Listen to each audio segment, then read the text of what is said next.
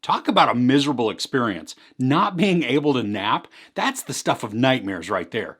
The new Netflix movie Awake shows us the horrors of what happens when you don't get a little shut-eye.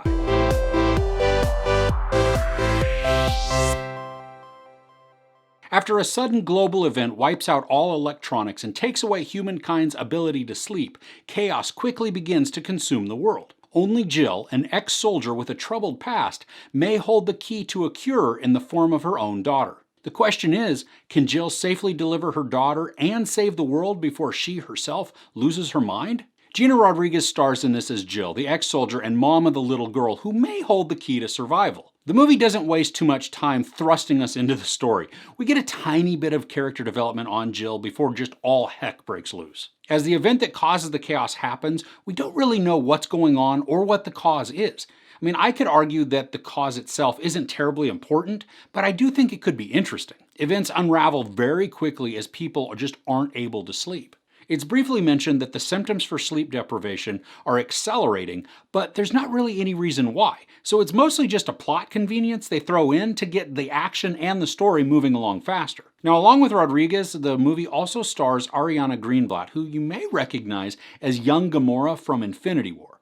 But it also features Jennifer Jason Leigh as well as Shamier Anderson, and that guy was most recently in the Netflix movie Stowaway. He was my favorite part of that movie, so it was great to see him again in this. Something that I really liked is that one of the symptoms of sleep deprivation is confusion and incoherence. So as the movie goes along, our characters become very unreliable narrators.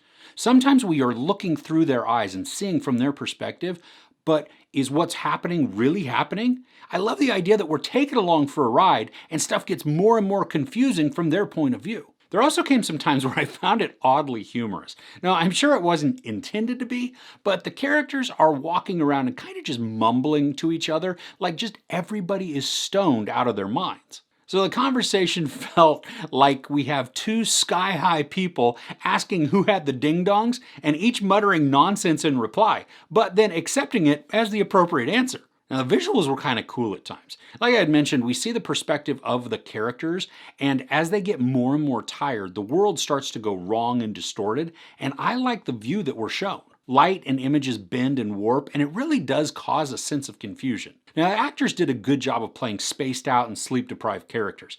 I mean, I was impressed at how they were able to create urgency in their actions without being rushed. Their processing is slowing way down, so their decisions are labored and confused, and they made me feel the pressure while kind of going in slow motion. But even with that, everything in the story feels rushed. And like I said, we don't really have any character development. The story just thrusts us into the action, so we have to either accept it and go with it, or we turn it off. And there are only slight lines of dialogue to kind of hint at character backstories.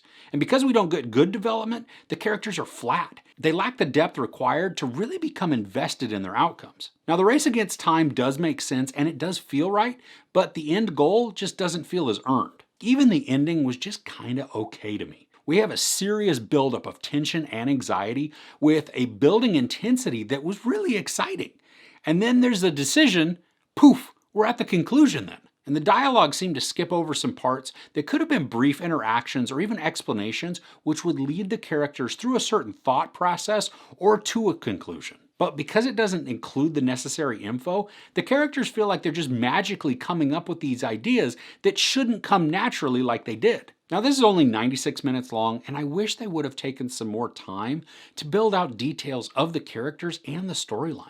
I mean, the tension and urgency were entertaining and exciting, but the story just lacked a lot of consequence because what was at stake seemed futile or at least implausible. And the race against time, especially as mental acuity is declining along with society, it makes for an exciting watch, but once it's over, it's just not memorable. So this really is a 50-50 type watch for me. I like the characters and love the rising anxiety as the clock ticked and our players declined, but because the story was pretty shallow and we don't have a ton of reason to care about our characters, it makes this a mixed bag. So if you want to watch something that is a little fun, fairly tense, with some pretty decent action sequences, but you don't mind it being lackluster in the story development area, and you don't mind if it doesn't stick with you once the credits roll, this isn't a terrible way to spend an hour and a half. I mean, there are certainly worse things you could be watching, but then again, there are also better ones too. There's no sex, some nudity, a lot of profanity, and some crazy, brutal violence.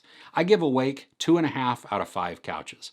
So, do you nap? I mean, I find it funny that as parents, we spent so much time fighting to get our kids to nap, and now that they're grown, they totally appreciate a midday snooze. I mean, naps truly are wasted on the very young, right? So, are you watching anything good right now? Let me know in the comments below. If you enjoyed this review, please give it a like. Also, don't forget to share and subscribe. I'm Chris. This is Movies and Munchies. Thanks for couching with me.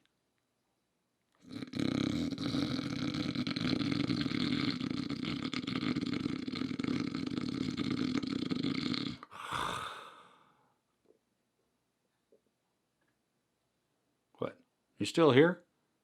The movie's over. Go home.